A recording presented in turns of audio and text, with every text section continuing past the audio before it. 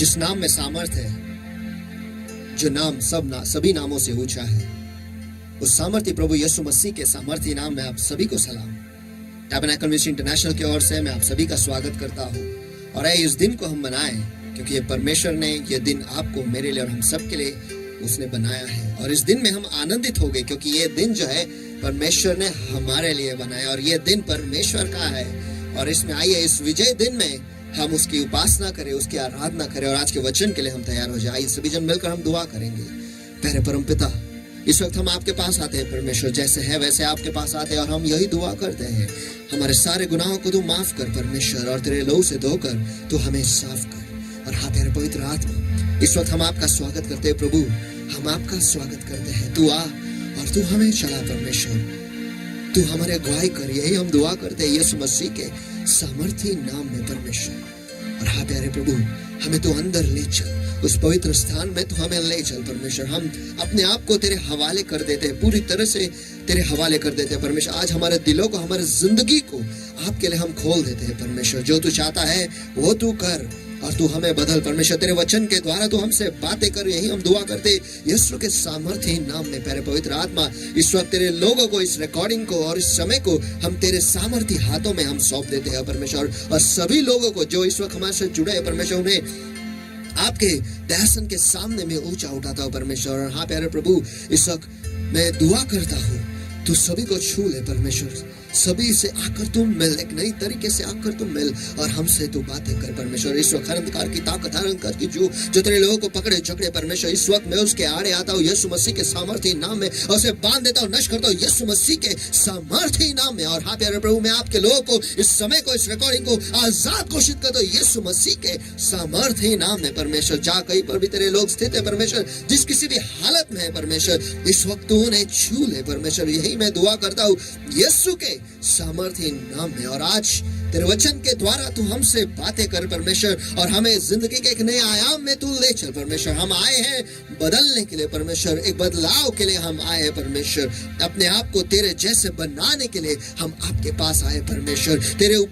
तेरे उपस्थिति के ऊंचाई में उठने के लिए हम आए परमेश्वर। तेरी उपासना और तेरी आराधना करने के लिए हम तेरे पास आए परमेश्वर। हमें कबूल कर, यही हम दुआ करते, धन्यवाद देते फिर एक बार इस समय के लिए जो आपने हमें दिया और इस दिन के लिए जो आपने हमें दिया है प्रभु यीशु मसीह के सामर्थ्य नाम में हम प्रार्थना करते और मांगते, इसलिए तो सुन हमें ना। इस वक्त हम सभी जन खड़े हो जाएंगे और मिलकर हम पवित्र आत्मा का स्वागत करेंगे।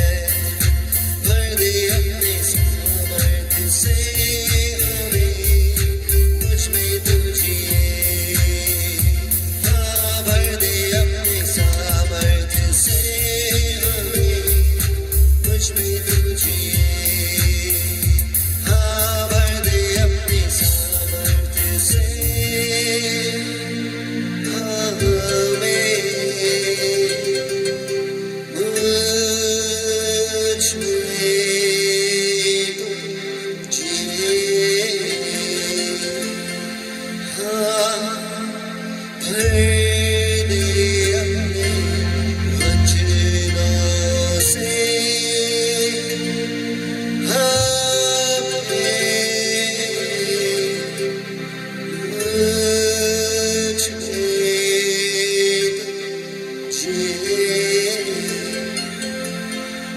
पवित्र आत्मा, इस वक्त हम आपका स्वागत करते हैं प्रभु, हम आपका स्वागत करते हैं प्रभु यीशु मसीह के सामर्थी नाम में हम आपका स्वागत करते हैं। तू आ और तू हमें चला परमेश्वर, प्रभु यीशु मसीह के सामर्थी नाम में हम दुआ करते हैं और धन्यवाद देते हैं पिता कि आपने आपके पवित्र आत्मा को फिर एक बार हमारे बीच में भेजा है परमेश्वर। सचमुच आपके उपस्थिति में आकर हम सम्मानित है प्रभु, क्योंकि आपकी उपस्थिति में ही तो हम पूरे हो जाते हैं, हमारा आनंद पूरा होता है परमेश्वर, और हमारी सारी जरूरत है परमेश्वर वो पूरे हो जाता है परमेश्वर आप ही के उपस्थिति में परमेश्वर। हम सुरक्षित रहते हैं, धन्यवाद देते हैं आपकी उपस्थिति के लिए। और हाँ प्यारे प्रभु, इस वक्त मैं सारे लोगों को जो इस वक्त हमारे साथ जुड़े परमेश्वर, जो कोई भी कान आज तेरे वचन को सुनने वाले उन सभी को मैं आपके दयासन के सामने ऊंचा उठाता परमेश्वर। यही दुआ करता हूं परमेश्वर कि आज तो हमारे कानों को खोल दे, हमारे मनों को तू खोल दे परमेश्वर, ताकि जब तेरा वचन आएगा हम उसे सुन पाएंगे, उसे समझ पाएंगे परमेश्वर। आज के वचन के अनुसार हमारे जिंदगी में उसे हम लागू कर पाएंगे परमेश्वर। हम तेरे लिए, तेरे राज्य के लिए परमेश्वर हम बदल जाएंगे और तेरे नाम की महिमा हमारे जिंदगी से हो,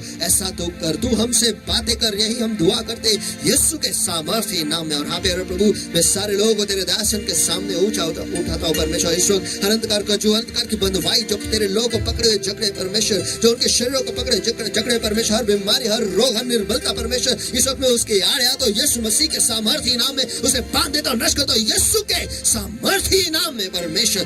और हाँ प्यारे प्रभु, मैं तेरे लोगों को, उनके मनों को, उनके दिलों को, उनके शरीरों को परमेश्वर ये वक्त को आजाद घोषित करता हूँ यीशु के सामर्थी नाम में परमेश्वर। धन्यवाद देते हैं परमेश्वर आपकी उपस्थिति के लिए। हर एक को तू छू ले, जहाँ कहीं पर भी वो है परमेश्वर, उनके दिल के पुकार को तू सुन और तू उनसे मिल, यही हम दुआ करते हैं यीशु के सामर्थी नाम में। हमारे पास परमेश्वर, हम तेरे पास आए परमेश्वर, हमारे पास वक्त कम है और इस कम समय में हमें मदद कर परमेश्वर कि हम तेरे वचन के द्वारा खुद को बदले परमेश्वर और तैयार हो जाए, यही हम दुआ करते हैं। तू हमें तैयार कर, हम अपने आप को तेरे हवाले कर देते हैं परमेश्वर, हम अपने आप को तेरे हवाले कर देते हैं परमेश्वर। तू हमें बदल, तू हमारे अगुवाई कर। और हाँ प्यारे प्रभु, हमेशा की तरह हम वायदा करते हैं परमेश्वर की सारी महिमा, सारा आदर, सारा सम्मान प्रभु यीशु मसीह केवल तेरे ही नाम को जाएगा। जो कुछ भी कार्य तेरे पवित्र आत्मा इस जगह में करेगा प्रभु, कोई भी मनुष्य आपके उपस्थिति में महिमा नहीं पाएगा प्रभु, और कोई भी देह आपके उपस्थिति में गौरव नहीं पाएगा प्रभु, लेकिन केवल आप ही अकेले उसके योग्य और पात्र हो मेरे प्रभु, क्योंकि आपके जैसा दूसरा और कोई नहीं है और आपके जैसा विश्वासु भी और दूसरा कोई नहीं परमेश्वर। धन्यवाद फिर एक बार आपकी उपस्थिति के लिए प्रभु यीशु मसीह के सामर्थी नाम में हम प्रार्थना करते हैं और मांगते, इसलिए तो सुन। आमेन, आमेन, आमेन। आइए हम सब मिलकर परमेश्वर को महान महान स्तुति के हाथ दे, क्योंकि केवल वही उसके योग्य और वही उसके पात्र है।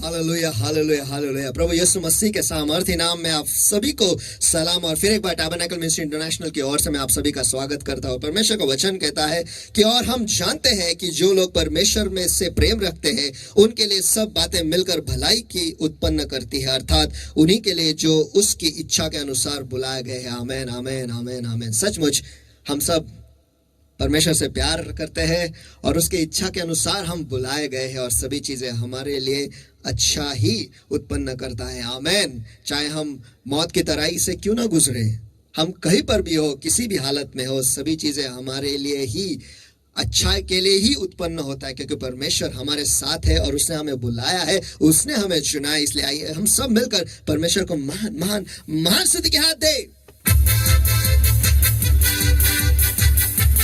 सचमुच वो कितना महान है।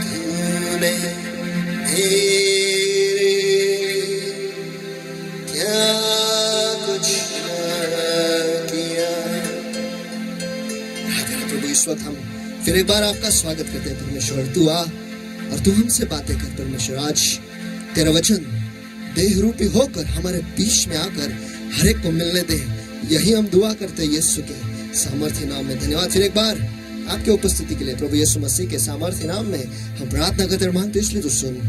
आमीन आमीन। आइए जल्दी से आज हम वचन में चले जाएंगे और वचन पढ़ने से पहले मैं चाहता हूं कि आप सभी जन खड़े हो जाएंगे और वचन के सम्मान में खड़े रहकर हम अपने अपने घरों में इस वचन को पढ़ेंगे। दूसरे शमूएल इसका 12वां अध्याय वचन 19 और वचन 20। लेकिन जब दाऊद ने अपने कर्मचारियों को आपस में फुसफुसाते देखा, दाऊद ने जान लिया कि बच्चा मर गया। इसलिए दाऊद ने अपने कर्मचारियों से पूछा, क्या बच्चा मर गया? और उन्होंने कहा, हाँ मर गया है। उसके बाद दाऊद भूमि पर से उठा और नहाकर तेल लगाया और वस्त्र बदला और यहोवा के भवन में जाकर दंडवत की। फिर अपने भवन में आया और उसकी आज्ञा पर रोटी उसे परोसी गई और उसने भोजन किया। और हम पढ़ेंगे पहले यूहन्ना इसका 1 अध्याय वचन 9। यदि हम अपने पापों को मान ले तो वह हमारे पापों को क्षमा करने और हमें सब अधर्म से शुद्ध करने के लिए विश्वास योग्य और धर्मी है। प्यारे पिता, धन्यवाद देते फिर एक बार आपके वचन के लिए परमेश्वर। आज तो हमसे मिल, यही हम दुआ करते हैं परमेश्वर। हम अपने आप को तेरे हाथों में हम सौंप देते हैं परमेश्वर। ये वक्त और आपके लोग फिर एक बार हम आपके सामर्थ्य हाथों में सौंप देते हैं प्रभु यीशु मसीह के सामर्थ्य नाम में हम प्रार्थना करते और मांगते, इसलिए तो सुन। आमीन आमीन आमीन। आइए सब जन मिलकर परमेश्वर को महान स्तुति के हाथ दे।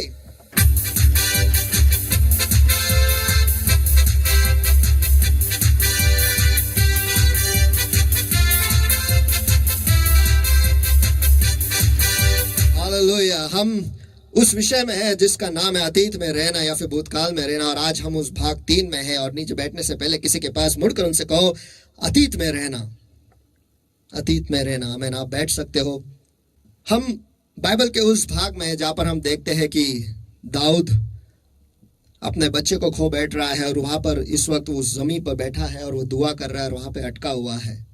और हम ये देख रहे थे कि क्या होता है कि जब एक इंसान वो अतीत में अटक जाता है। कुछ मुद्दे हमने देखे थे और वो ये है कि जब हम अतीत में अटक जाते हैं तो हम बैठ जाते हैं, एक ही जगह पे रुक जाते हैं, या फिर हमारे वर्तमान काल में कुछ ना कुछ गड़बड़ी हो जाती है। और जो भूतकाल है वो तो खाली है, वो किसी आकार का नहीं है, वो बेडोल है।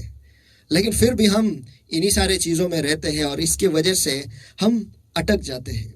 और लोग अक्सर कहते हैं कि हम तो अटके हुए नहीं, हम तो आगे बढ़ रहे हैं। लेकिन आज वचन से हम कुछ अलग देखेंगे कि कैसे कि हम ये समझ पाएंगे कि हम अटके हुए हैं। हम सभी जन जानते हैं कि जब मूसा आया था और मिस्र देश से सारे इजरायलों को वो बाहर निकाल के ले जा रहा था, वो उन्हें मरुस्थल में ले गया। 40 साल तक वो वहीं पर मरुस्थल में चलते रहे। मेरा सवाल ये है कि जब कभी भी कोई आपत्ति आ जाती वो वापस क्यों बोलते कि हम मिस्र बेहतर था? क्योंकि वो आज भी वहीं पर थे। वो वहां से निकले तो थे, यानी शारीरिक तौर पे वो मिस्र से निकले थे, लेकिन आत्मिक तौर पे वो अभी भी वो उनके भूतकाल में अटके हुए थे। इसका मतलब है कि वो गुलामगिरी में अटके हुए थे। और वो जो अटके हुए थे वो लोग कभी भी जो अभिवचन का भूमि है, जो परमेश्वर ने इजराइल राष्ट्र के लिए रखा था, वहां पर नहीं पहुंच पाए। अगर आप बाइबल ठीक से पढ़ोगे तो बाइबल में लिखा है कि जो भी वो गुलामगिरी के मानसिकता में थे, उन सारे लोगों को या उस पीढ़ी को परमेश्वर ने उस मरुस्थल में ही मार दिया। वो वहां तक पहुंच ही नहीं पाए। कितना कमाल है, उन्होंने 10 अद्भुत चमत्कार मिस्र में होते हुए देखा। उतना ही नहीं, जब वो लाल समुद्र के सामने आए वहां पर भी उन्होंने लाल समुद्र को 2 भाग में होते हुए देखा। लेकिन फिर भी वो परमेश्वर को नहीं जान पाए। मुंह से तो कबूल करते थे कि हाँ परमेश्वर है, परमेश्वर ने हमें छुड़ाया सब कुछ, लेकिन मन से वो अभी भी उनके भूतकाल में ही थे। वहां पर उस जगह में, उनके जीवन के उस विभाग में उन्होंने कभी भी परमेश्वर को जगह नहीं दी, और उस कारण वो उस मरुस्थल में ही मर गए। लेकिन जिन्होंने, जो नई पीढ़ी थी, जो यहोशू पीढ़ी थी जो हम कहते हैं, जिन्होंने जो सिर्फ चमत्कार देखते हुए पैदा हुए, चमत्कारों में वो पले बड़े और आगे आए, वो सारे लोग वो अभिवचन के भूमि में चले गए। आमीन। कितना अद्भुत है ना। कितना अद्भुत है। और उसके पहले भी हम देखते हैं कि जब योसेफ ये मिस्र देश में था, वहां कर वो मंत्री बना हुआ था और उसके भाई ना पहचान पाए कि वो यूसुफ है, और वो वहां पर आए थे क्योंकि अकाल पड़ा हुआ था। वहां पर वो कुछ दाने लेने आए थे, खाना लेने आए थे, वहां से ले जाने के लिए अपने घर वापस अपने पिताजी के पास। और हम वो पूरी घटना बहुत अच्छी तरीके से जानते हैं कि कैसे उसने खुद को उनके भाइयों के सामने उसने प्रकट किया। और उसके बाद वो उसके साथ रहने लगे। उनके पिताजी भी वहां पर आए, जो इज़राइल है या फिर जो याकूब है वो भी वहां पर आए और उनके साथ रहने लगे, गोशेन में रहने लगे। और काफी साल तक वो वहीं पर थे, वो वहां पर बड़े, उनके सारे परिवारों को वो ले आए थे और वहां पर वो बढ़ रहे थे। और एक दिन इज़राइल यानी याकूब वो मर गया, और मर जाने के बाद उसके भाई लोग कहने लगे, अभी हमारा पिताजी मर गया है, क्या अभी यूसुफ हमें कुछ करेगा? कमाल है, इतने साल वो यूसुफ के साथ रहे और यूसुफ ने उन्होंने ये भी कहा था कि परमेश्वर ने मुझे यहाँ पर पहले से भेजा ताकि तुम नाश न हो। वाह, उसने पहले से ही कहा था, लेकिन फिर भी वहां पर रहते हुए भी वो वहां से बाहर नहीं निकले। वो उसी घटना में अटके हुए थे कि हमने हमारे भाई को फंसाया और बेच दिया, क्योंकि हम उस पर गुस्सा थे, क्योंकि उसने सपने देखे थे, ख्वाब देखे थे कि हम उसके सामने झुकेंगे। लेकिन आज वो उस ख्वाब में जी रहे थे जो उसने देखा था, उसके सामने वो दंडवत हुए थे। ये जानते हुए भी वो फिर भी उसी जगह में अटके हुए थे। हम अक्सर जिंदगी में चलते हैं और बहुत सारी चीजें होते हैं हमारे जिंदगी में और हमें लगता है कि हम उसमें से बाहर निकले हैं, लेकिन और हम ये कहते हैं, ये सवाल उठाते हैं कि परमेश्वर हम आशीषित क्यों नहीं है, हम बढ़ क्यों नहीं रहे हैं, हमारे जिंदगी में सब कुछ अच्छा क्यों नहीं हो रहा है। आइए हम देखते हैं प्रेरितों के काम, इसका 5वां अध्याय वचन 1 से 4 में पढ़ता हूँ। और हनन्याह नाम एक मनुष्य और उसकी पत्नी सफीरा ने कुछ भूमि बेची और उसके दाम में से कुछ रख छोड़ा, और यह बात उसकी पत्नी भी जानती थी, और उसका एक भाग लाकर प्रेरितों के पांव के आगे रख दिया। परंतु पतरस ने कहा, हे हनन्याह, शैतान ने तेरे मन में यह बात क्यों डाली है कि तू पवित्र आत्मा से झूठ बोले और भूमि के दाम में से कुछ रख छोड़े? जब तक वो तेरे पास रही क्या तेरी न थी, और जब बिक गई तो क्या तेरे वश में न थी?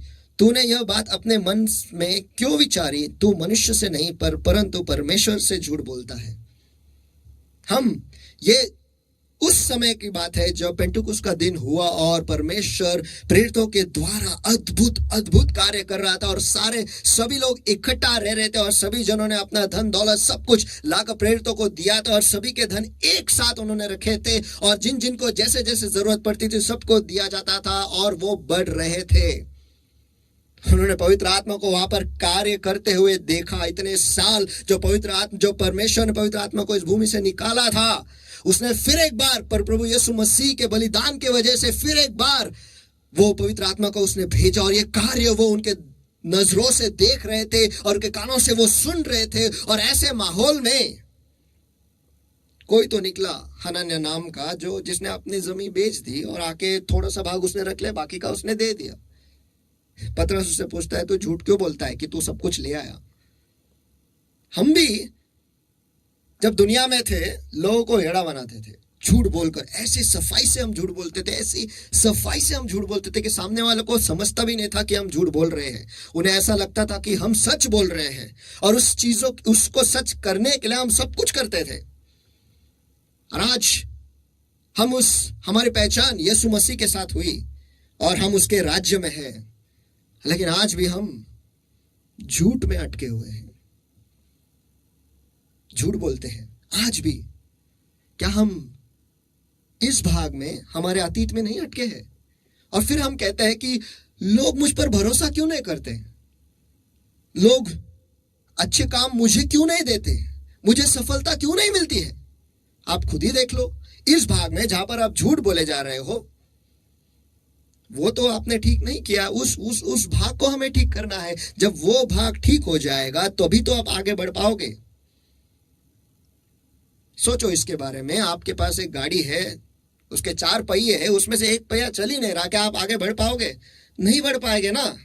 वो झूठ बोलने वाला जो पहिया है उसे बदलना पड़ेगा, उसे निकालना पड़ेगा और नया पहिया जो है सच का वो वहां पर डालना पड़ेगा, फिर कहीं आपकी गाड़ी निकलेगी। और आप बोल रहे हो मैं तो इसी जगह में, कुछ हो ही नहीं रहा मेरे जिंदगी में, कैसे क्या होगा।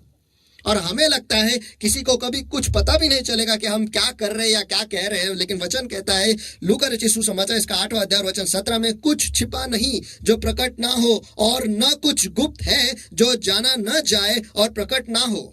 वाह,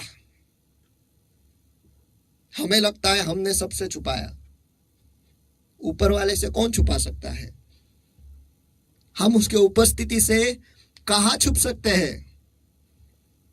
जमीन के नीचे चले जाएंगे वहां पर भी वो है, जमीन के ऊपर वहां पर भी वो, आसमान में जाए वहां पर भी हुए, ब्रह्मांड में हम चले जाए वहां पर भी वो है। ब्रह्मांड के बाहर तक आज कोई जा नहीं पाया, वो अगर वहां पर जाएंगे तो वहां पर भी वो मिलेगा। अगर इस धरती के गहराई में आप चले जाएंगे वहां पर भी परमेश्वर आपको मिलेगा। कहां छुप सकते हैं उससे। हमें लगता है दुनिया से हम छुपा लेंगे। हम पता है कैसे, हम ऐसे हैं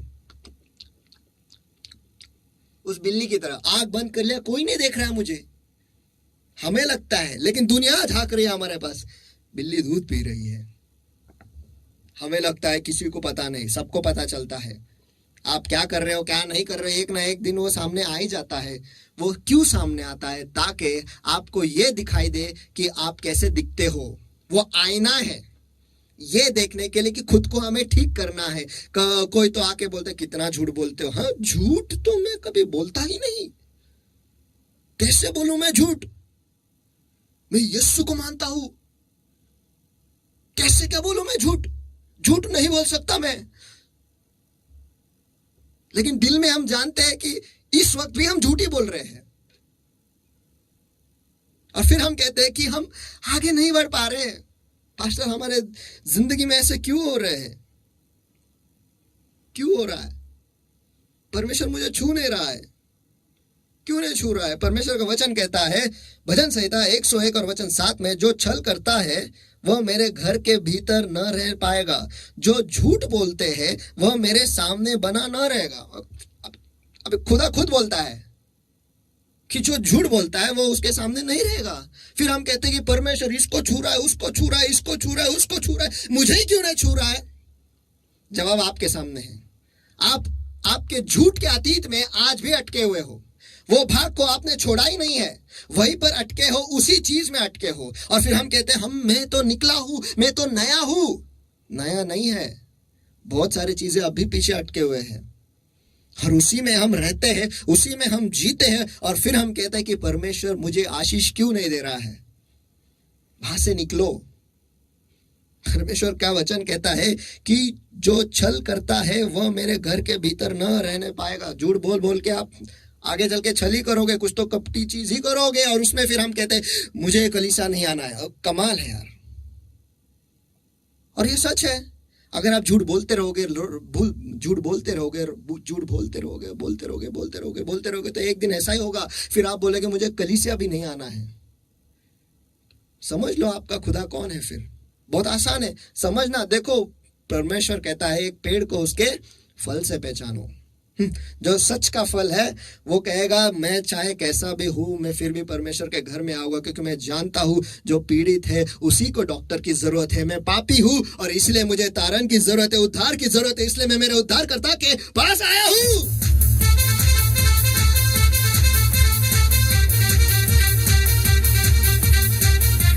आमीन।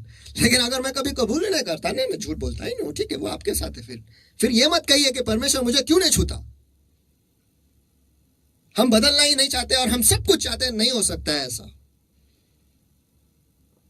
कुछ लोग होते हैं तो जो सामने जब खड़े रहेंगे, क्या ब्रदर आप एकदम बहुत सही हो, आपके जैसा दूजा कोई नहीं है। इसको एक बोला, दूसरा भाई मिला, क्या लड़का है यार वो क्या है यार, सच्ची में बहुत बिगड़ी हुई है, बहुत बिगड़ा हुआ है। सामने आके खड़े करो, ओह आपके तारीफ पे तारीफ, तारीफ पे तारीफ, तारीफ पे तारीफ, तारीफ पे तारीफ। फिर आप कहोगे क्या बैलेंस है।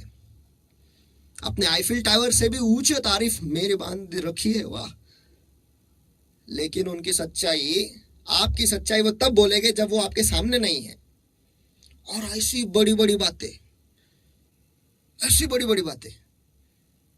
अब मेरा यूके में घर है, अच्छा, मेरे 4 कंपनी, अच्छा, 4 कंपनी, बस वो टाटा मोटर्स, रतन टाटा, हाँ रतन टाटा, क्या पहचानता मेरे को, क्या बात कर रहे। और इंग्लिश देखा तो आई यू टू बी आज अफसल यू मिश्रा यू मास, तो एव्हरी म्हणजे मी हे म्हटलो की सगळ्यांनी मास्क घालावं. कमाल है. जिंदगी देखो और जिंदगी का फल देखो. सिर्फ व्यर्थ बातें बातें करते रहते हैं, और किसी के सामने आए तो उनकी बड़ाई करेंगे, और वो जैसे मुड़े उनकी बुराई करेंगे. और फिर हम कहते हैं कि परमेश्वर मुझे आशीष क्यों नहीं देता. मेरे भाई मेरे बहन, जब आप दुनिया में थे ये सब कुछ चलता था. परमेश्वर में जब आते हो, परमेश्वर का वचन कहता है कि तेरा हाँ हाँ रहने दे और तेरा नहीं नहीं रहने दे. लेकिन हम तो बहुत सारी बातें करते हैं और करते ही रहते हैं. और भजन संहिता इसका 12वां अध्याय वचन 2 कहता है कि उनमें से प्रत्येक अपने पड़ोसी से खाली बातें कहता है. वे चापलूसी के ओट से 2 रंग की बातें करते हैं. यानी कभी ये कभी वो, ये सामने आया तो ये मुखोटा, वो सामने आया तो वो मुखोटा. हम मास्क पे मास्क, चेहरे मुंह पे नहीं लेकिन चेहरे पे, हमारे जिंदगी पे हम लगाते रहते हैं. हर एक के लिए अलग मास्क.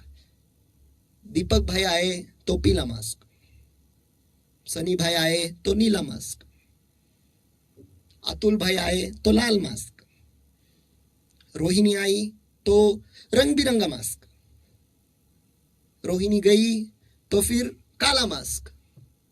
ऐसे अलग अलग अलग अलग हम मास्क पहनते हैं. क्यों? क्योंकि आज भी हम वहीं पर रुके हुए हैं, वहीं पर अटके हुए हैं, एक ही जगह पर है, आगे निकले ही नहीं. और फिर हम कहते हैं कि हमारे घर में उद्धार क्यों नहीं होता है, सभी जन क्यों नहीं बचते हैं, क्यों नहीं सभी जन परमेश्वर के पास आते हैं. अरे खुद की जिंदगी के पास देख लो, कैसे जी रहे हो. कलीसिया में आते हैं तो उनके जैसा पवित्र और कोई नहीं दिखेगा आपको. कलीसिया के बाहर उनसे जो मुंह से जो शब्द निकलते हैं, सुन लेना तो कान गर्म हो जाए, या फिर सुनने लायक नहीं छोड़ता है. कुछ ऐसे ऐसे बातें हम कहते हैं और बोलते हैं, और फिर हम कहते हैं कि परमेश्वर मुझे छूता नहीं, मेरे जिंदगी में कुछ भी अच्छा हो नहीं रहा है, मैं बढ़ नहीं रहा हूं या मैं बढ़ नहीं रही हूं. पहले अपने आप को देखो, जहां से है वहीं पर अटके हो आज तक. जिस गंदगी से हम निकाले गए थे, हमें धोकर हमें साफ किया था, उस चट्टान पे खड़ा किया था, लेकिन आज भी हम उसी गंदगी में जाके बैठते हैं. मुंह से वचन का एक शब्द नहीं निकलता, लेकिन दुनिया के सारे शब्द निकलते हैं, क्योंकि हम वहीं पर जुड़े हुए हैं. आज तक हमने यीशु के साथ जुड़े ही नहीं ठीक से.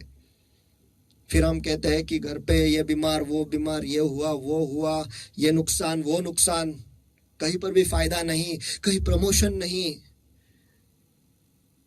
प्रमोशन से मुझे याद आया, मेरा बॉस ही अच्छा नहीं है, इसलिए मुझे प्रमोशन नहीं मिलता है.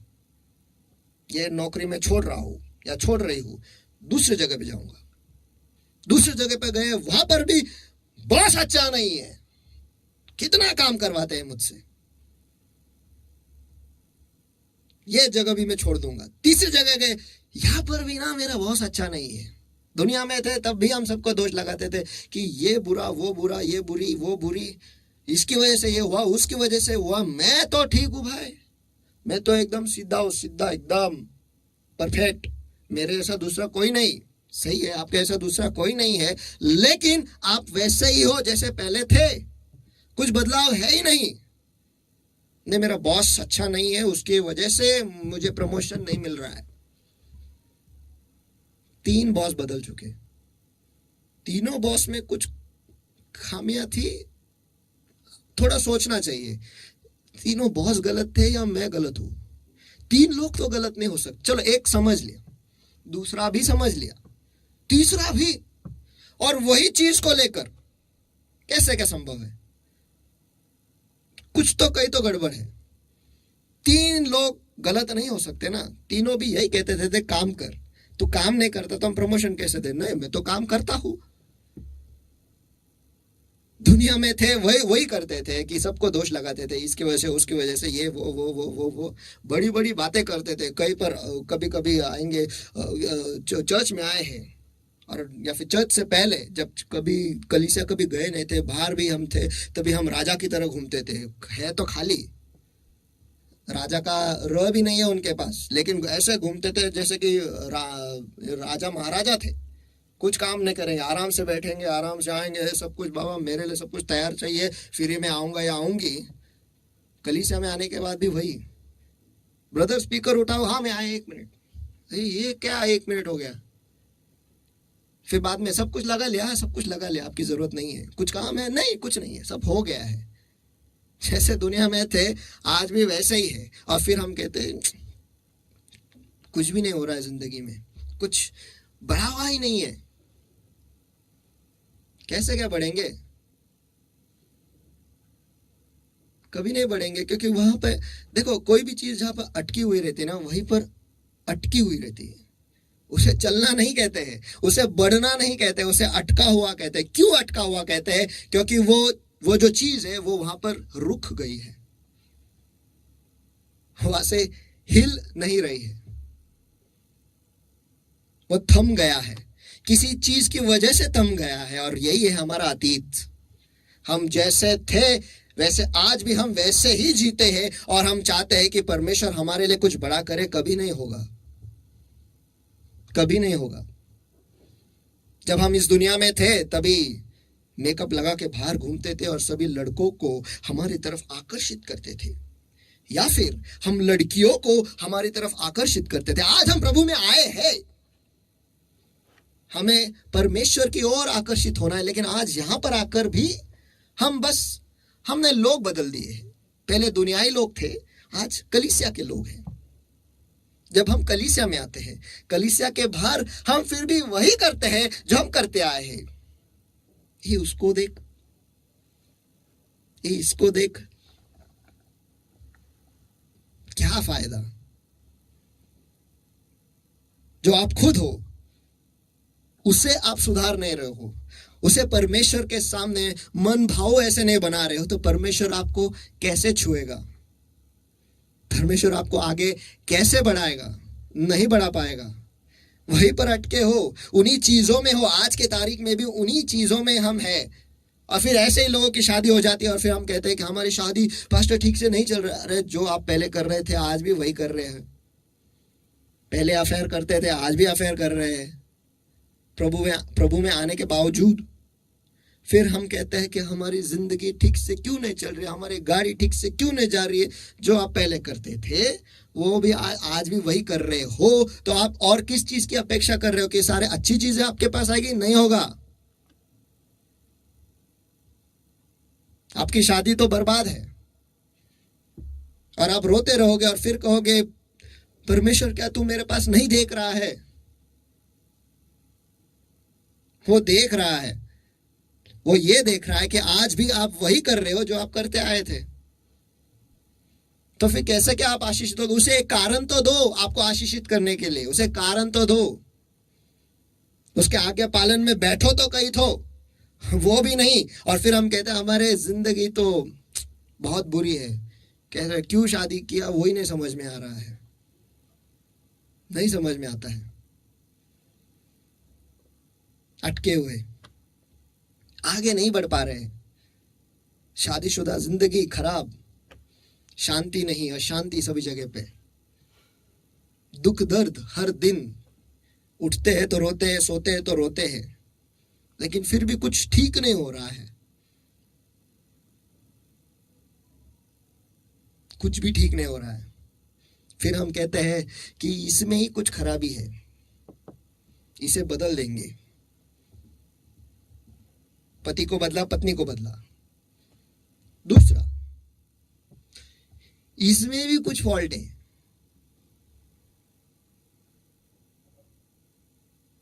उसको भी बदला। तीसरा, इसमें भी कुछ फॉल्ट है।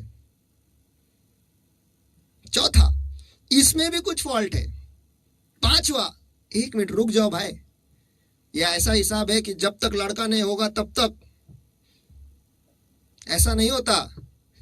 ये जिंदगी है, किसी के जिंदगी के साथ हम खिलवाड़ नहीं कर सकते कि इसको पकड़ा उसको छोड़ा, इसको पकड़ा उसको छोड़ा, इसको पकड़ा ये उसको छोड़ा। अरे क्या ये क्या दुकान में बिकने वाली कोई वस्तु है या फिर अमेजोन का सेल है कि ये लिया, नहीं पसंद नहीं आया एक्सचेंज करो। ये 7 दिनों के अंदर एक्सचेंज करने का अवसर हम देते हैं आपको सर। शादी है, ऐसा कोई एक्सचेंज ऑफर नहीं है कि इसको पकड़ा उसको छोड़ा, इसको पकड़ा उसको छोड़ा। कई 4 हो गए, ठीक है, समझ गए, 4 हो गए, अब तो होश में आओ, कहीं तो कुछ तो गड़बड़ी है, 4 लोगों में नहीं आप में, यहां पे कुछ खराब है, इसलिए सामने का जो है वो ठीक से नहीं चल रहा है। हम सभी को दोष लगाते हैं, ओ मैकेनिक ने गाड़ी ठीक नहीं किया। अरे हम ही गाड़ी को ठीक से नहीं चलाते, कैसे भी चलाते हैं, उसे ठीक नहीं करते हैं और फिर हम दोष देते हैं मैकेनिक को, दोष देते हैं गाड़ी वाले को। कैसे क्या चलेगा? नहीं होता।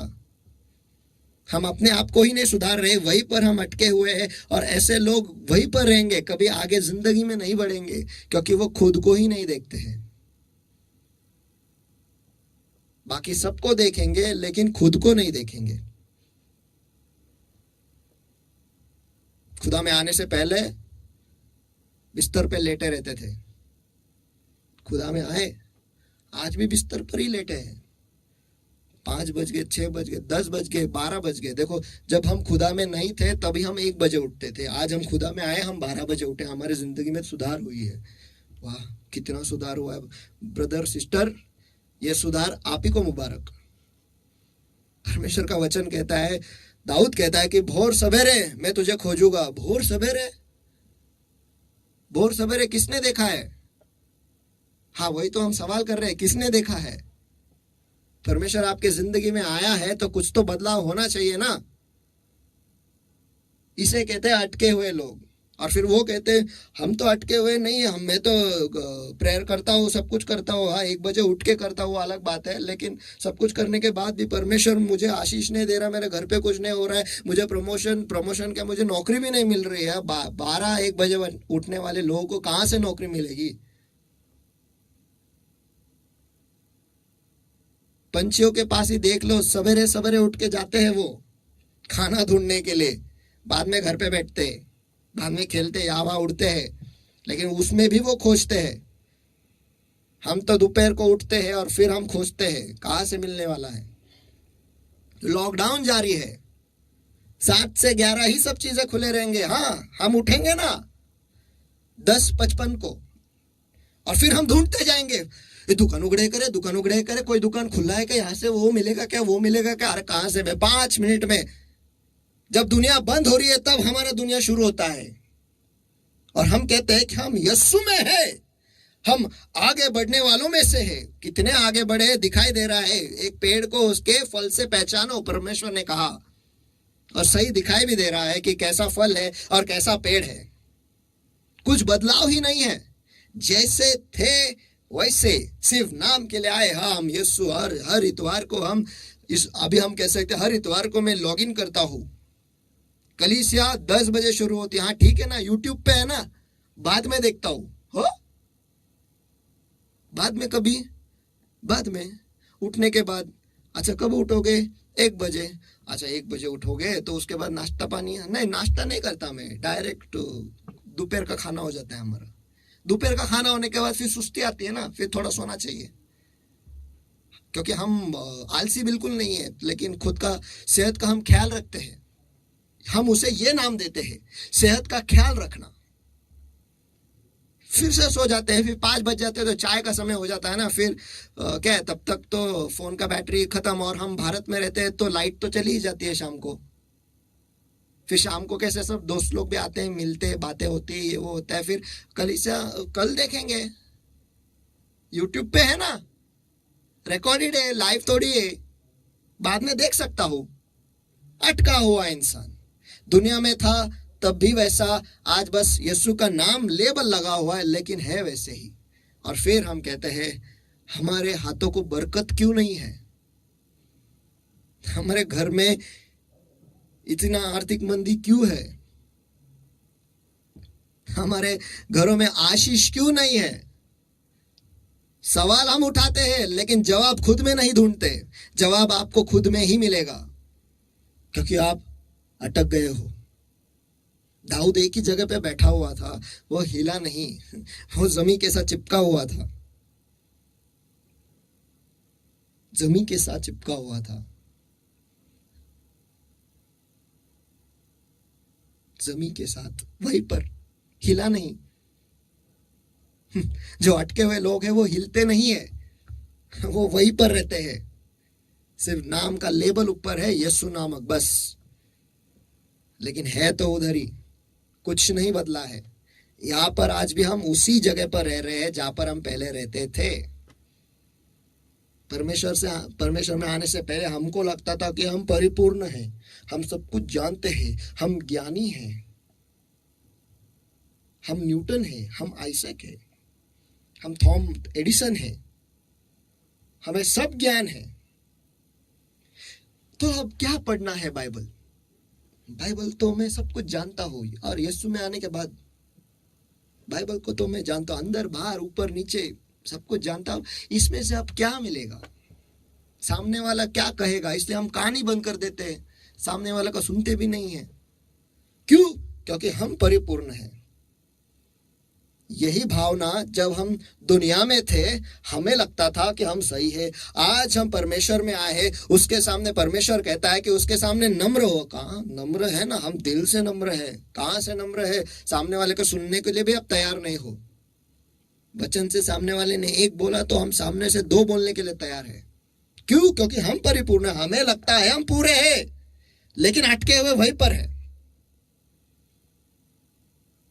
वहीं पर अटके हुए हैं, और फिर कुछ हो नहीं रहा है। जिंदगी जैसी है वैसे ऐसे नाम के लिए हम जी रहे हैं। जिंदगी में कुछ बदलाव ही नहीं है, कुछ नया है ही नहीं, वही घिसा पिटा चला आ रहा है और वैसे ही हम चले आ रहे हैं।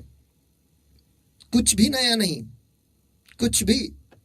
हमें लगता है हम परिपूर्ण, हम बहुत ज्ञानी, सब कुछ है। लेकिन यशायाह का किताब इसका 76 वचन 6 कहता है, हम तो सब के सब अशुद्ध चीज कैसे है, और हमारे धर्म के काम सब के सब मैले चिथड़ों के समान है, और हम सब के सब पत्ते के नाई मुरझा जाते हैं, और हमारे अधर्म के कामों के ने हमें वायु की नाई उड़ा दिया है। अरे रे रे रे, हमें लगता है हम धर्मी हैं, हम जानते हैं सब कुछ है, लेकिन ये सब कुछ चिथड़ों के समान है। सिर्फ चिथड़े नहीं, मैले चिथड़ों के समान है।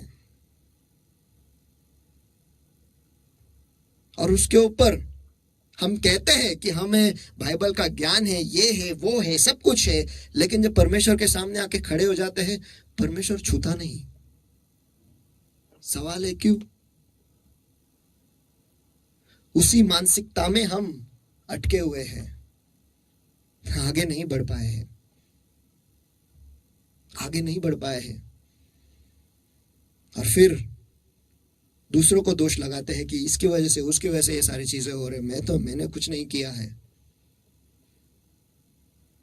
मैंने कुछ नहीं किया। अगर आप परमेश्वर को जानते थे, बाइबल को इतने अच्छी तरह से जानते हो, तो सबसे पहले आप परमेश्वर के सामने नम्र हो जाओगे और कहोगे कि परमेश्वर मुझे कुछ नहीं पता, तू मुझे सिखा। और सामने वाले को सुनकर, बाइबल से सुनकर, परमेश्वर की ओर से सुनकर आप खुद को बदलोगे, परिवर्तित करोगे और आगे बढ़ोगे। नहीं तो वहीं पर उसी जगह पर रुके रहोगे। और ऐसे लोगों को कहते हैं अटके हुए, क्योंकि वो उन्हें लगता है उनका अतीत जो था वो सही है और हम उसी में रहना चाहते हैं। जब दुनिया में थे, मिसर नहीं खाया तो ताकत नहीं आता है, वो कुछ काम करने को कुछ नहीं होता है, कुछ ऐसा गुटका बिटका कुछ मिले तो फिर हम काम कर सकते हैं। यार बोतल नहीं जाएगी ना तो फिर ताकत नहीं आता, हाथ हिलता है। बोतल पिया तो हाथ सीधा रहता है। और ऐसा हुआ है एक्चुअली। अगर आप देखोगे कि पुणे ट्रांसपोर्ट में पीएमटी के वहां पर एक ऐसा ड्राइवर था जो हमेशा रोज हर दिन वो पीकर बस चलाता था, और लोग आराम से बिना डरे उसके गाड़ी में बैठते थे, क्योंकि वो ये नहीं जानते थे कि वो पीकर बैठा है। एक दिन ऐसा हुआ 20 साल के बाद कि वो पिया नहीं, और उस दिन उस बस का एक्सीडेंट हुआ और उसमें वो मर गया। इतने सालों तक वो गाड़ी, और ये न्यूज़पेपर में आया हुआ, इतने सालों तक वो पीकर गाड़ी चलाता था, एक भी एक्सीडेंट के बगैर। एक दिन वो बिना पिए आया, हाथ थरथराने लगे, स्टीयरिंग कुछ पकड़ा नहीं गया और खत्म हो गया कहानी। परमेश्वर में नहीं थे तभी हम ये सारे चीजें करते थे। आज परमेश्वर में आए हैं तो इसलिए ग्लास को लेते हैं, उसके ऊपर दुआ करते हैं, इसे शुद्ध कर यीशु के नाम में। बदला कुछ नहीं है, वहीं पर अटके हैं उसी चीजों में। सिगरेट ले लो, पहले थे दुनिया में थे तो सिगरेट फूकते थे फूकते थे फूकते थे फूकते थे फूकते थे, आज भी फूकते हैं, बस छुप के फूकते हैं, इतना ही फर्क है। क्योंकि आज हमें डर लगता है कि कलीसिया से किसी ने हमें देख लिया तो, अरे कैमरा आपके ऊपर ही लगा है, सर के ऊपर, कहीं पर भी मत देखो। बाजू में है कोई खड़ा जो लिख रहा है, हाँ ये इस पेड़ के नीचे इस वक्त पर इस ब्रांड का सिगरेट ये फूक रहा है, और इसे फूकने इसे ठीक 1.5 मिनट लगे, वो भी लिखा जाएगा, सब रिकॉर्डिंग हो चुका है। फिर बाहर आकर थोड़ा बड़ी सोप खाएंगे, थोड़ा च्युइंगम खाएंगे, सब कुछ खाएंगे, सिगरेट। हाँ, मैं वो टपरी में कुछ खरीद रहा था, वहां पे लोग फूक रहे थे, उसी का बास है मेरे शर्ट पे। मैं यीशु में आया तब से मैंने छोड़ दिया है झूठ का सहारा और झूठ के क्रम भी। और फिर हम कहते हैं कि क्यों क्यों क्यों मेरे जिंदगी में कुछ अच्छा नहीं है। जवाब आप ही के पास है, क्योंकि आप आपके जिंदगी में, आपके अतीत में उसी चीज में अटके, उसमें से बाहर ही नहीं निकले, उसमें से बाहर नहीं निकले। जब मैं परमेश्वर में आया था, मैं पास्टर से मिला था, और पास्टर ने उस वक्त मुझे कहा था कि तुझे बैप्टिज्म लेना पड़ेगा। तो मैंने कहा कि बैप्टिज्म क्यों लेना है? तो बैप्टिज्म, उन्होंने बताया बैप्टिज्म के बारे में कि जब हम बैप्टिज्म लेते हैं, हम परमेश्वर के साथ, उसके शरीर में हम एक हो जाते हैं। तो मैंने कहा कि परमेश्वर के शरीर में, मैं सोच रहा था कि मैं परमेश्वर के शरीर के साथ एक होना, इसका मतलब मुझे पवित्र होकर ही आना है। तो मैंने पास्टर से कहा, पास्टर मैं एक काम करता हूँ, मैं पहले मेरे सारे दोस्तों को छोड़ूंगा, सबको छोड़ूंगा, सबको, खुद को ठीक करूंगा, और फिर मैं आऊंगा बैप्टिज्म लेने। पास्टर ने वहीं पर मुझे बोला, वो दिन कभी नहीं आएगा तेरे जिंदगी में। मैंने बोला फिर ठीक है, कल ही लेता हूं बैप्टिज्म। अगर वो दिन कभी आएगा ही नहीं, और सचमुच अगर मैं मेरे निश्चय पर अटल रहता कि मैं सबको छाड़ कर आऊंगा और फिर बैप्टिज्म लूंगा, तो शायद आज तो मैं यहाँ पर खड़ा भी नहीं रहता, मैं कहीं और ही रहता, मैं कभी यीशु में इतना आगे बढ़ता ही नहीं। लेकिन जैसे मैंने बैप्टिज्म लिया, बढ़ने लगा, परमेश्वर के साथ में जुड़ने लगा, ये सारी चीजें अपने आप गिरते गए, हटते गए। लेकिन कुछ लोग ऐसे हैं, आज भी हम परमेश्वर में हैं, दुनिया में थे, सारे दोस्तों को एक साथ लेके चलते थे, आज भी एक साथ ही लेकर चलते हैं। क्योंकि दोस्तों से मुझे दुनिया की सारी खबरें आ जाती है, और दोस्तों में मुझे रहकर अच्छा लगता है। कैसे क्या? मेरा सवाल है, परमेश्वर का वचन कहता है कि अंधियारे का उजियाले से कैसे मिलाप हो सकता है? नहीं हो सकता है। इसका मतलब यह है कि हम आज भी उसी चीज में अटके हैं, वहीं पर थम गए हैं, वहीं पर रुक गए हैं। तो जो चीजें उनके साथ होता है वो आपके साथ भी होगा। उनके घर में बीमारी है, आपके घर में बीमारी है, तो इससे आप चौकन्ना ना होना, चौकन्ना नहीं, आप इससे अचंभा नहीं होना कि हमारे घर में बीमारी कैसे आ रही है। उनके घर में, आपके घर में होना संभव ही है। आप उन्हीं के साथ तो रहते हो, उन्हीं के साथ तो बातें करते हो, उनके साथ रहना आपको अच्छा लगता है, तो जो कुछ भी उनके साथ जुड़ेगा आपके साथ भी जुड़ेगा ही ना। उनके घर में पति पत्नी के बीच में झगड़ा होता है, आपके घर में भी होगा। जो कार्य जिस माहौल में आप रहते हो, उसी माहौल की चीजें आपके साथ होगा ही। कबूतरों के बीच में उड़ोगे तो कबूतर के नहीं उड़ोगे। लेकिन हम भूल जाते हैं कि हम उकाब के बच्चे हैं। जब हम ये जान जाएंगे कि हम उकाब के बच्चे हैं, तब हम जानेंगे कि हम यहाँ पर नीचे स्तर पर उड़ने के लिए नहीं, लेकिन ऊंचाई पर उड़ने के लिए बने हुए हैं। आमीन।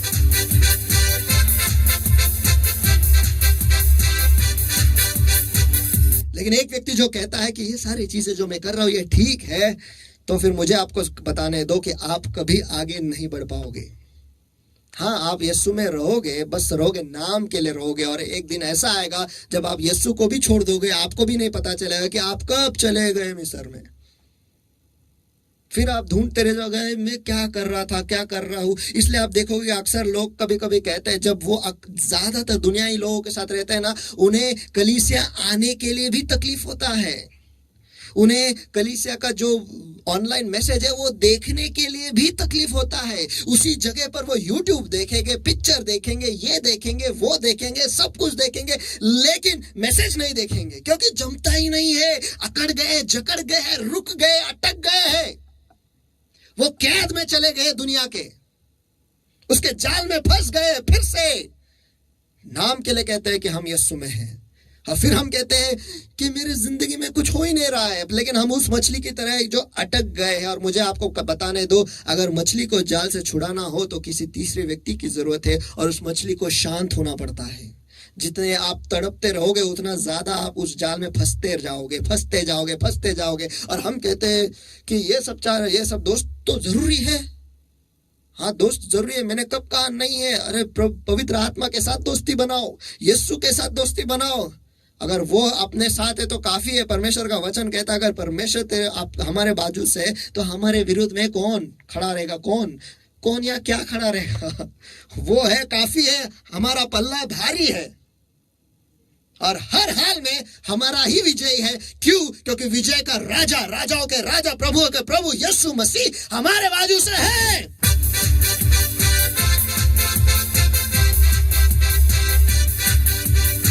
और इसी दुनिया के लोगों के साथ रहते जो वो लोग करते हैं हम भी करते हैं। दिवाली आया, ये बनाओ, वो बनाओ, वो बनाते हैं, हम भी बनाएंगे। राखी का बंधन वो निभाते हैं, हम भी निभाएंगे। हल्दी वो लगाते हैं, हम भी लगाएंगे। कुंकू वो लगाते हैं, हम भी लगाएंगे। चांद सितारे यहाँ पे लगाते हैं, हम भी लगाएंगे। कलीसिया को आते वक्त बस इतना ही फर्क है। होली वो खेलते हैं, हम भी खेलेंगे। दही हंडी वो फोड़ते हैं, हम दही हंडा फोड़ेंगे। सब कुछ जो वो करेंगे हम करते हैं, जो वो निभाएंगे हम निभाएंगे। किसी को बताना नहीं, बस। क्यों? क्योंकि हम यीशु में हैं। और फिर सारी चीजें हमें आके लग जाते हैं। फिर हम कहते हैं कि ये सारी चीजें हमें क्यों लग रहे हैं? क्योंकि जो उन्हें लगा है वही आपको भी लगेगा ना। जहां पर वो जुड़े हैं आप भी वहीं पर जुड़े हैं। क्योंकि ये दुनिया में आप वो पहले से करते थे, आज भी वो ही कर रहे हो। बस नाम के लिए हम दुआ करते हैं और फिर हम कहते हैं कि परमेश्वर, मेरी जिंदगी में ये हालत क्यों है मेरी? ऐसा क्यों होता है मेरे साथ? ऐसा क्यों हुआ है मेरे साथ? मैं आगे क्यों नहीं बढ़ पा रहा हूं? मेरे जिंदगी में सफलता क्यों नहीं है? ऐसे लोग कहते हैं अटके हुए लोग, जिन्हें लगता है कि वो प्रभु में है और आगे बढ़ रहे हैं, लेकिन वो नहीं बढ़ रहे हैं, वो वहीं पर अटके हुए हैं। समझ में नहीं आता उन्हें कि वो अटके हुए। उन्हें बस लगता है कि हम बढ़ रहे हैं, प्रभु में बढ़ रहे हैं, लेकिन अगर उनकी आत्मिक जिंदगी को हम देखें तो वो एक ही जगह पे रुक गए हैं। पवित्र आत्मा का बपतिस्मा भी उन्हें नहीं मिलता है और फिर वो रोते हैं और कहते हैं कि पवित्र आत्मा का बपतिस्मा मुझे क्यों नहीं मिलता? जवाब आप ही के पास है। इतना भरा हुआ भांडा लेकर आप परमेश्वर के पास आते हो, उसमें बिरयानी तो बिल्कुल नहीं है, लेकिन दुनिया की गंदगी भरी हुई है। ऐसे माहौल में परमेश्वर आपको उसके पवित्र आत्मा से कैसे भरेगा? कैसे छुएगा? माहौल ही गंदा है तो वहां पर कैसे क्या हो सकता है? कैसे क्या परमेश्वर भरेगा आपको? और फिर हम कहते हैं कि मुझे पवित्र आत्मा का बपतिस्मा क्यों नहीं मिलता है पास्टर? 2-2 घंटा में दुआ करता हूँ, करती हूँ, लेकिन फिर भी परमेश्वर मुझे नहीं छूता। कैसे क्या छुएगा? इन सारे चीजों में हम अटके हुए हैं। अटका हुआ रहना मतलब है रुक जाना, बैठ जाना, थम जाना। जिसमें कोई हलचल नहीं है। हलचल है तो आगे बढ़ेगा ना, हलचल ही नहीं है, एक पहिया काम ही नहीं कर रहा है, गाड़ी हम स्टार्ट कर तो पाएंगे लेकिन आगे बढ़ जा नहीं पाएंगे। क्यों? पहिया खराब है। और अगर ऐसे खराब पहिए को लेकर अगर आप गाड़ी चलाओगे तो दुर्घटना तो होनी ही है। फिर किसी और को दोष नहीं लगाना कि वो गाड़ी ठीक से नहीं चला रहा था इसलिए मेरी गाड़ी की ये हालत हुई। नहीं, आपकी गाड़ी पहले से ही बिगड़ी हुई थी, एक पहिया चल नहीं रहा था, उसे आप घसीटते हुए लेकर आगे चले और इसीलिए आज आपके साथ ये दुर्घटना हुई है। लेकिन उससे पहले अगर हम ऐसे ही दुनिया के साथ रहेंगे तो जो कुछ भी उन्हें हो रहा है हमें भी होगा। अगर लेकिन मैं कहता हूं कि हमें कॉट की जरूरत नहीं है, हमें बिस्तर की जरूरत नहीं है, बिस्तर को ढूंढने की जरूरत नहीं है, क्योंकि हम ऐसे परमेश्वर पे विश्वास रखते हैं जो कहता है अपनी बाज उठा और चलते बन।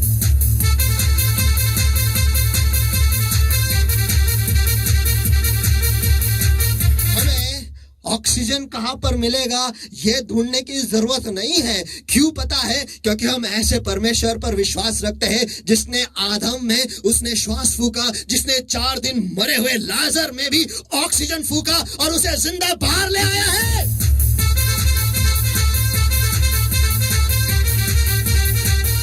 लेकिन अगर हम उसके साथ जुड़े हुए हैं तो ये सारे चीजें संभव है। आप कोरोना के पेशेंट के बीच में जाके काम करोगे लेकिन कोरोना आपको छू नहीं पाएगा। वो डर आप में नहीं रहेगा कि मुझे होगा क्या, मुझे होगा क्या, मुझे होगा। आपको बिल्कुल नहीं होगा, उसका लहू काफी है।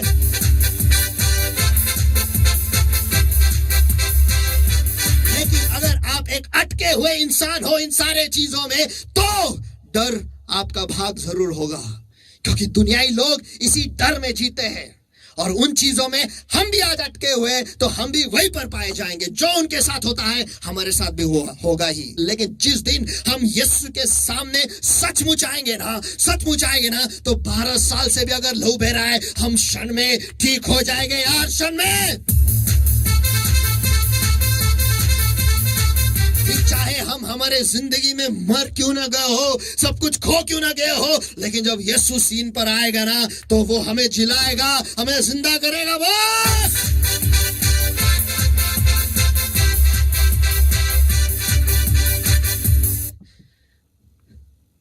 ऐसा हमारा यीशु है। अगर उसके सामने सचमुच आएंगे तो हम उसके पास आते ही नहीं। इन सारे चीजों में हम लटके रहते हैं, अटके रहते हैं और हम कहते हैं कि सब कुछ ठीक है। हम सोचते भी नहीं, अपने आप को आईने में ठीक से देखते भी नहीं है। अगर आईने में ठीक से देखना है तो परमेश्वर के वचन के आईने में देखो। आपके आत्मा को ठीक करो, अंदर से ठीक करो, बाहर का ठीक हो ही जाएगा। परमेश्वर हमारा ऐसा परमेश्वर है जो अंदर से बाहर काम करता है, बाहर से अंदर नहीं। पहले वो अंदर के इंसान को बदलता है, बाहर का इंसान तो बदल ही जाता है, क्योंकि वो दिल देखता है, बाहर का स्वरूप नहीं। दिल ठीक हो ना तो बाहर का स्वरूप भी ठीक हो जाएगा। अगर अंदर से आप मायूस हो ना तो आपके चेहरे पे हंसी भी ठीक से नहीं आती है।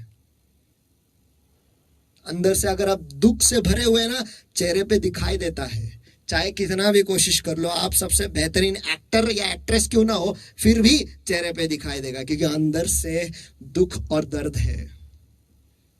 लेकिन जब यीशु अंदर आता है ना तो वो भी चेहरे पे दिखाई देता है।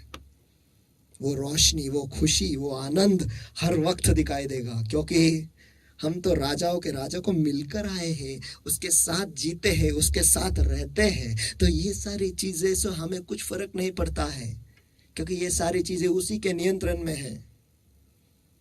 शिष्य गए थे सोए हुए यीशु को जगाने। आज यीशु में आए तो है हम, लेकिन शायद यीशु हमारे जिंदगी में सो गया है और हम उसी पुरानी चीजों में अटके हुए हैं। हमें आता है ना नैया चलाने, जिंदगी की नैया हम चलाएंगे ना। आप बैठे रहो, यीशु आपको क्या पता फिर हमारे जिंदगी में क्या क्या क्या क्या क्या नहीं होता है वो हम जानते हैं। आखिर में हम आते हैं और कहते हैं गुरुजी हम नाश हुए जा रहे हैं। तब वो उठेगा और उस आंधी तूफान को भी शांत करा देगा। लेकिन उसके पास हमें आना है। सबसे पहले ये जान लेना है कि हम इस जिंदगी के नैया को नहीं चला सकते।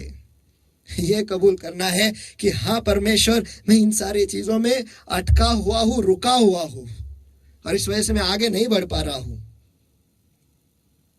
होश में आओगे तो खुदा को पाओगे, होश में नहीं आओगे तो आप बेहोश ही रहोगे।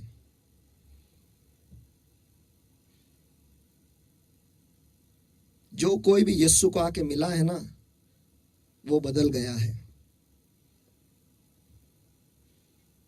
योसेफ को ही देख लो, मरियम के साथ था वो। यीशु पैदा हुआ और उसको बताने के लिए स्वर्गदूत उसे ख्वाब में मिला, ख्वाब में उसे बताया गया। उसके बाद वो यीशु के साथ जी रहा था, मिस्र गया, वहां पर भी परमेश्वर ने उसे ख्वाब के द्वारा ही बात किया। बदला कुछ नहीं है। यीशु में है, नाम सिर्फ नाम के लिए है। लेकिन उन मागी लोगों को देखो जो तारे को देख कर आए थे और यीशु को सचमुच वो मिले, सचमुच उसकी आराधना की। और जब वो गए वहां से, वो तारा देखकर नहीं, लेकिन परमेश्वर उनके साथ परमेश्वर ने बात की एक ख्वाब के द्वारा।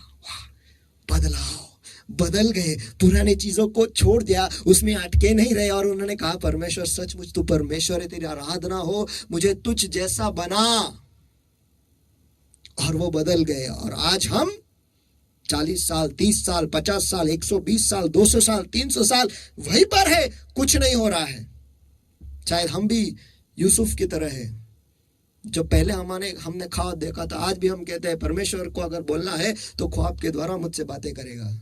परमेश्वर का वचन कहता है मेरी भेड़ मेरे वाणी को जानते हैं, सुनते हैं, और मैं उन्हें जानता हूं और वो मेरे पीछे चलते हैं। उस स्तर तक हम पहुंचे हैं क्या? कुछ बदलाव है क्या? क्या वाणी सुनाई देती है? वाणी क्या होता है मुझे नहीं पता, आज तक कभी सुनाई नहीं दिया। इन सारे चीजों में अटके रहोगे तो कैसे सुनाई देगा? और परमेश्वर हमारे हालात को भी नहीं बदलता है। हमारा घर वैसा ही है, हमारे बच्चे आज भी वैसे ही है, सुनते नहीं है, सब कुछ तितर बितर है। और फिर हम कहते हैं कि परमेश्वर कार्य क्यों नहीं कर रहा है मेरे जिंदगी में, मेरे परिवार में, मेरे बच्चों में। कारण यही है क्योंकि आज भी आप उसी चीजों में अटके हुए हैं जिस चीजों में आप अटके हुए थे जब प्रभु में आने से पहले। सिर्फ आज नाम के लिए यीशु नामक फलक है। परमेश्वर की कृपा है हम पर कि आज तक हम मरे नहीं, आज भी हम जीवित के भूमि पर जिंदा है। इसका मतलब काम बाकी है, काम हम पर जारी है। परमेश्वर को धन्यवाद कहो कि उसने आपको, मुझे, हम सबको आज तक जिंदा रखा है। इसका मतलब वो हमसे कुछ चाहता है और हम उसे पूरा करने के लिए उसके पास जाएंगे। परमेश्वर का वचन कहता है, पहले यूहन्ना इसका 1 अध्याय और वचन 9, यदि हम अपने पापों को मान ले तो वो हमारे पापों को क्षमा करने और हमें सब अधर्म से शुद्ध करने के लिए विश्वास योग्य और धर्मी है। आमीन, हालेलुया। क्या आज हम कबूल करने के लिए तैयार हैं? हाँ परमेश्वर, मुझ में ही गड़बड़ी है, मैं ही अटक गया हूं, मैं ही यहाँ पर रुक गया हूं, मैं ही रुक गया हूं। दूसरों को दोष लगाने की कोई जरूरत नहीं है, खुद को ही देख लो और परमेश्वर के सामने जाओ और कबूल करो, अपने पापों को कबूल करो। वो आपको माफ करने के लिए, क्षमा करने के लिए सक्षम है, सामर्थ्य है, और आपको धोकर साफ करके आपको फिर एक बार उस चट्टान पे रख के आगे बढ़ाने के लिए उसमें वो ताकत है, उसमें और सामर्थ्य है। लेकिन क्या आज आप तैयार हो? क्या आज आप तैयार हो बढ़ने के लिए और कहने के लिए, हाँ परमेश्वर मैं अटका हुआ हूं? क्या वो कबूल करने के लिए तैयार हो कि हाँ मैं अटका हुआ हूं, इसलिए आज भी मैं ऐसे ही हूं, आज भी मेरे जिंदगी में ये सारी चीजें होते हैं, सब सारी बुराई होती है। क्यों? क्योंकि आज भी मैं अटका हुआ हूं उन्हीं सारी चीजों में जो जब मैं दुनिया में था वही करता था, आज भी वही कर रहा हूं। इसलिए परमेश्वर आज मुझे छूता भी नहीं, मुझसे बातें भी नहीं करता। वचन पढ़ने के लिए मुझे आलस आता है, वचन पढ़ता है तो बहुत गहरी नींद आ जाती है। मैसेज देखता तो कुछ समझ में नहीं आता है। ये सारी चीजें हमारे मनों में, हमारे जिंदगी में हम रखे हुए हैं। तो परमेश्वर का वचन कैसे क्या आप प्राप्त कर पाओगे। लेकिन अगर आज आप कबूल करोगे कि हाँ परमेश्वर, मैं अटका हुआ हूं, मुझे माफ कर, मुझे एक और मौका दे, वो दूसरे मौके का खुदा है। वो बस रुका हुआ है कि कब आप कहोगे कि हे परमेश्वर, मुझे यहां से बाहर निकाल, मुझे यहां से बाहर निकाल, इस जाले में जो मैं अटका हुआ हूं उसमें से मुझे बाहर निकाल और मुझे फिर एक बार नया बना, मुझे तेरे जैसा बना। और फिर देखो, जब आप सचमुच यीशु से मिलोगे ना, सचमुच यीशु से मुलाकात आपकी होगी ना, तो गारंटी है कि आपकी जिंदगी बदल जाएगी। क्योंकि जो कोई भी यीशु के पास आया है वो बदले बगैर वापस नहीं लौटा है। भारती में जब आकर मिला, जब लौटा, उसके आंखें आ गई थी। वो वापस अंधा नहीं लौटा वहां से। 38 साल से वो इंसान वहीं पर पड़ा हुआ था। परमेश्वर ने उससे मुलाकात की, परमेश्वर ने उसे बदल दिया। याईर की बेटी मरी हुई थी, लेकिन फिर भी जब यीशु वहां पर आया, कुछ हालात बदल गए। अंधियारा उजाले में बदल गया, मौत जिंदगी में बदल गई। क्या आज आप सचमुच यीशु से मिले हो? क्या सचमुच उसके साथ मुलाकात हुई है? या फिर आज भी आप आपके अतीत में ही अटके हुए हो, वहीं पर हो और कह रहे हो कि मेरे जिंदगी में कुछ नहीं हो रहा है? तो आज वो वक्त है कहने के लिए, हे परमेश्वर, मुझे मेरे अतीत से बाहर निकाल, इस अटके हुए चीजों में से मुझे बाहर निकाल, क्योंकि मैं तेरे पास आना चाहता हूँ। और परमेश्वर का वचन फिर एक बार मैं कहता हूँ, यदि हम अपने पापों को मान ले तो वह हमारे पापों को क्षमा करने और हमें सब अधर्म से शुद्ध करने के लिए विश्वास योग्य और धर्मी है। आइए इस वक्त सभी की आंखें बंद और हाथ उठाएं सभी जगह पर। हे प्यारे पिता, इस वक्त मैं आपके लोगों को आपके सामर्थ्य हाथों में सौंप देता हूँ। परमेश्वर, धन्यवाद देता हूँ कि आज के वचन के लिए। और हाँ प्यारे प्रभु, हमें बदल दे परमेश्वर। हम जैसे हैं वैसे आपके पास आते हैं, लेकिन आज सचमुच हम आपसे मिलने के लिए आते हैं परमेश्वर। हम आपको आज छूना चाहते हैं परमेश्वर। हमारी ही अतीत की वजह से, इन सारी चीजों जिसमें हम अटके हुए, उस वजह से हम आगे नहीं बढ़ पाए हैं। हम एक ही जगह पे अटके हुए हैं। हम उस नमक के खंबे समान है जो एक ही जगह पर है, आगे नहीं बढ़ा है, उसी जगह पर अटके हुए हैं। लेकिन आज हम बदलने के लिए आपके पास आए परमेश्वर। तू हमें बदल और हमें फिर एक बार उस राह पर ले चल परमेश्वर। यही हम दुआ करते हैं, जहां पर तू है वहां पर तू हमें ले चल। यही हम दुआ करते हैं परमेश्वर, जहां पर तू है वहां पर हमें तू ले चल। तुझे ढूंढता हुआ, तुझे चाहता हुआ, मुझे खींच ले, मैं दौड़ूंगा।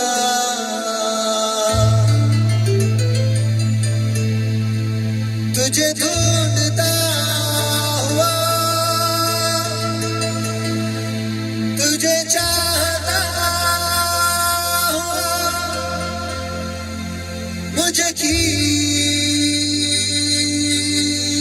ले, मैं दौड़ूंगा। चल मुझे, चल मुझे, तू है जहाँ। चल मुझे, चल मुझे, चल मुझे तेरे सिंहासन के पास। चल मुझे,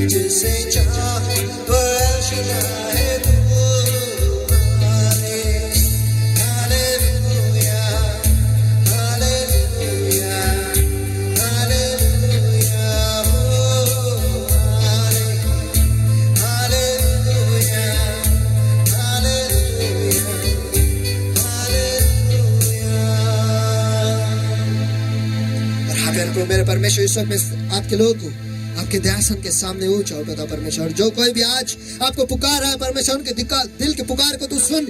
यही मैं दुआ करता हूँ यीशु मसीह के सामर्थ्य नाम में प्रभु।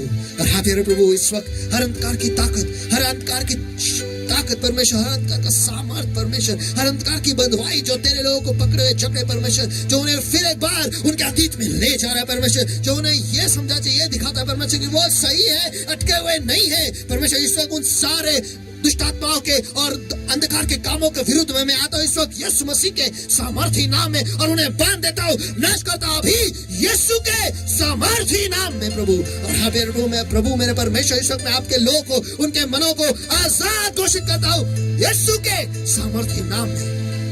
मेरे प्रभु तू उन्हें छू ले इस वक्त, जहाँ कहीं पर भी वो है परमेश्वर, इस वक्त तू उन्हें छू ले परमेश्वर। यही मैं दुआ करता हूँ यीशु के सामर्थी नाम में। ताजा अभिषेक परमेश्वर, ताजा अभिषेक तू उन्हें छू ले इस वक्त, जहाँ कहीं पर भी वो है परमेश्वर, छू ले छू ले छू ले छू ले छू ले परमेश्वर। पवित्र आत्मा की अग्नि तो उन पर बरसा परमेश्वर। यही मैं दुआ करता हूँ परमेश्वर, हर अंधकार के ताकत को, हर अंधकार के जू को तू भस्म कर इस वक्त यीशु के सामर्थी नाम में परमेश्वर। और हाँ प्रभु, आज उन्हें वो कृपा दे परमेश्वर कि वो आज आपके सामने नम्र हो जाए परमेश्वर, ताकि तू उन्हें छू ले, उन्हें भर दे और उन्हें नया बना।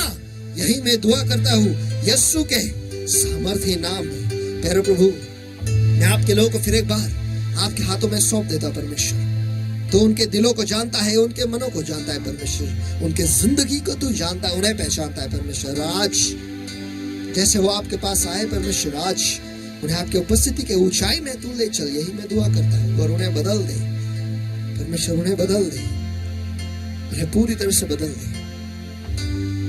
और आज तू उनके घर में उनके साथ भोजन कर। यही मैं दुआ करता हूँ यीशु के सामर्थी नाम में परमेश्वर, ताकि आज वो सही से आपके साथ मिले, आपके साथ सहभागिता ले परमेश्वर, और वो बदल जाए, ताकि आज वो तेरे द्वारा छुए जाए परमेश्वर। आज तेरे द्वारा पवित्र आत्मा के बपतिस्मा से भरे जाए परमेश्वर। यही मैं दुआ करता हूँ यीशु के सामर्थी नाम में, ताकि इस दुनिया का डर जो है उनमें ना बसा रहे परमेश्वर, लेकिन तेरा वचन, तेरा आत्मा उनके जिंदगी में बसा रहे। यही मैं दुआ करता हूँ यीशु के सामर्थी नाम में परमेश्वर। उन्हें छू ले परमेश्वर, उन्हें बदल दे। यही मैं दुआ करता हूँ यीशु के सामर्थी नाम में। हर एक को तू छू ले, हर एक को तू बदल दे। धन्यवाद देता हूँ फिर एक बार इस समय के लिए, धन्यवाद देता हूँ तेरे वचन के लिए परमेश्वर। कोटि कोटि बार धन्यवाद परमेश्वर। हर एक बीमार शरीर को जिसे तूने चंगा किया परमेश्वर, उसके लिए तुझे धन्यवाद देता हूँ। सारी महिमा, सारा आदर, सारा सम्मान केवल आप ही के नाम को जाता है प्रभु यीशु मसीह, जो कार्य आपके पवित्र आत्मा ने इस जगह से किया है। प्रभु यीशु मसीह के सामर्थी नाम में प्रार्थना करते हुए मांगते, इसलिए तो सुन। आमीन, आमीन, आमीन, आमीन, आमीन। आइए हम सब मिलकर परमेश्वर को महान मान मान स्तुति के हाथ दे।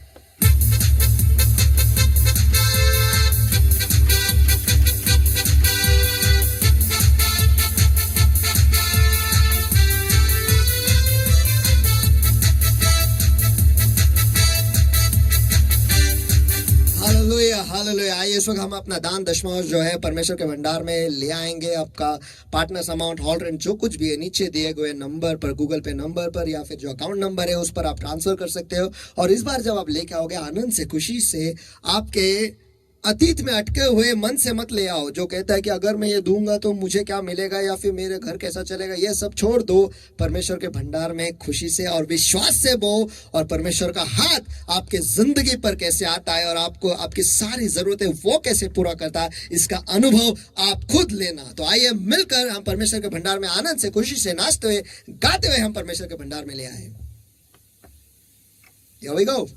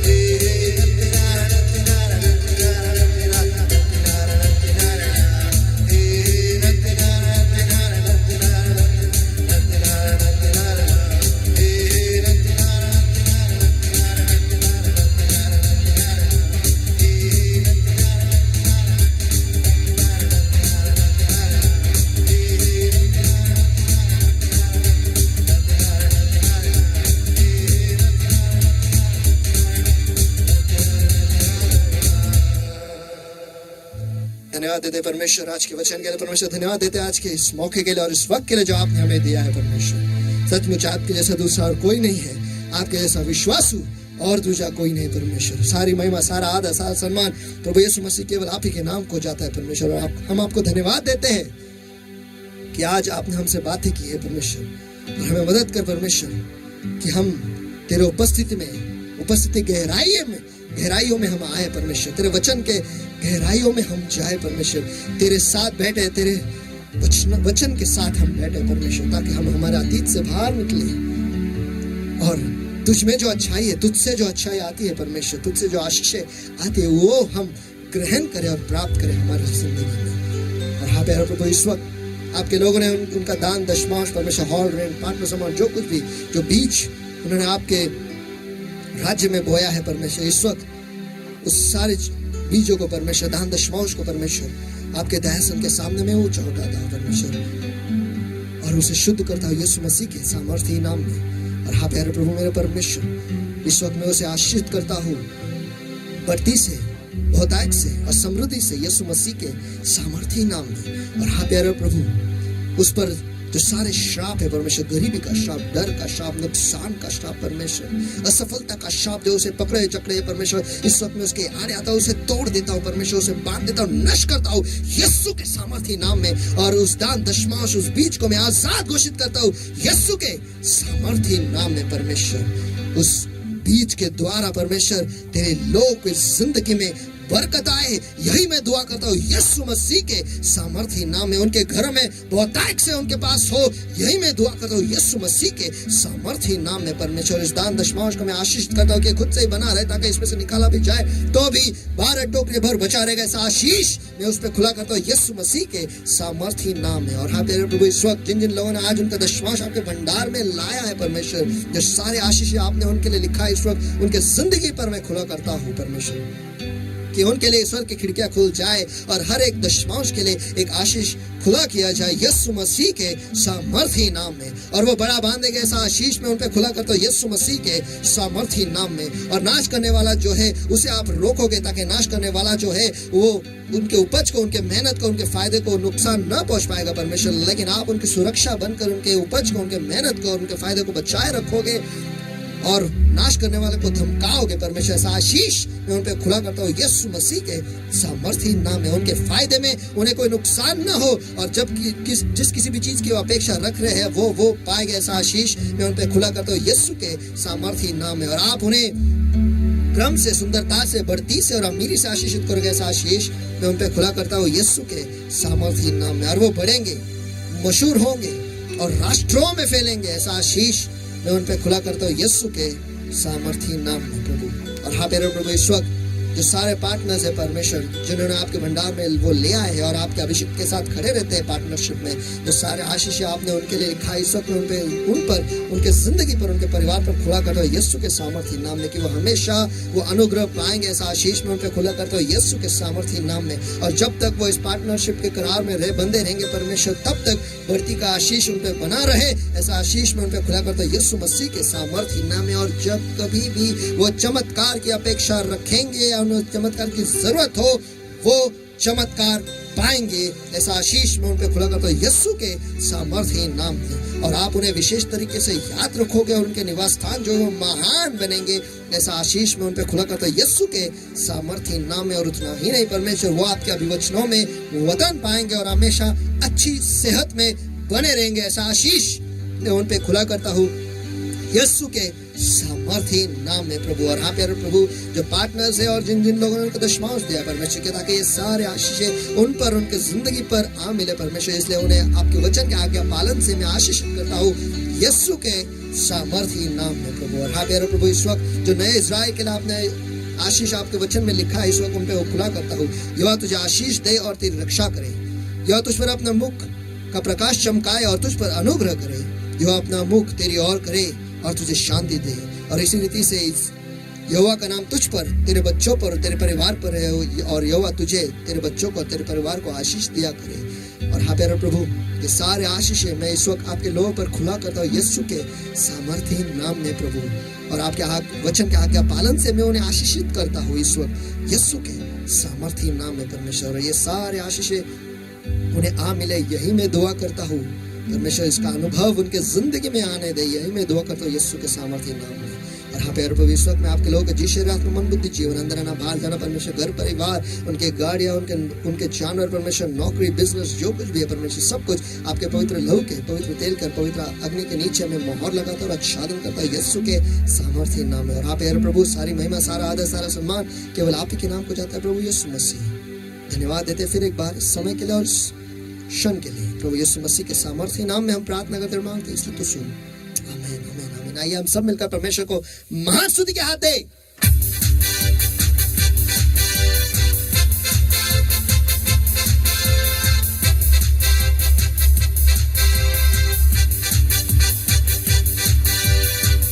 Hallelujah, praise the lord. आज का जो सभा है वो खत्म हो गई है, लेकिन खत्म करने से पहले मैं ये कहना चाहता हूँ कि टैबरनेकल मिनिस्ट्री इंटरनेशनल .com इस वेबसाइट पे आप जा सकते हो और जो सारे संदेश पास्टर ने दिए वहाँ पर आप इसे देख सकते हो। और YouTube और Facebook पे हमारा चैनल है टैबरनेकल मिनिस्ट्री इंटरनेशनल। इस चैनल को आप सब्सक्राइब करो और वहाँ पर बेल आइकन भी है, उसे आप दबाओ ताकि जब कभी भी एक नया मैसेज जो है वो अपलोड होगा आपको तुरंत ही पता चलेगा कि मैसेज आया है और आपको उसे सुनना है और उस हिसाब से आपको करना है। और परमेश्वर की ओर से जो आशीष आपके ज़िंदगी में आएगा उसे प्राप्त करने के लिए आप तैयार हो जाओ। परमेश्वर का जो वचन आप तक पहुंचेगा उसे प्राप्त करने के लिए आप तैयार हो जाओ और आशीषित बनो। और इतना ही नहीं, उसे शेयर भी करो। जिस तरीके से आप आशीषित हुए हैं दूसरों को भी मौका दो उन्हें आशीष पाने के लिए। तो गॉड ब्लेस यू ऑल। आज की हमारी सभा जो है वो खत्म हो गई और फिर मिलेंगे ब्रेक के बाद।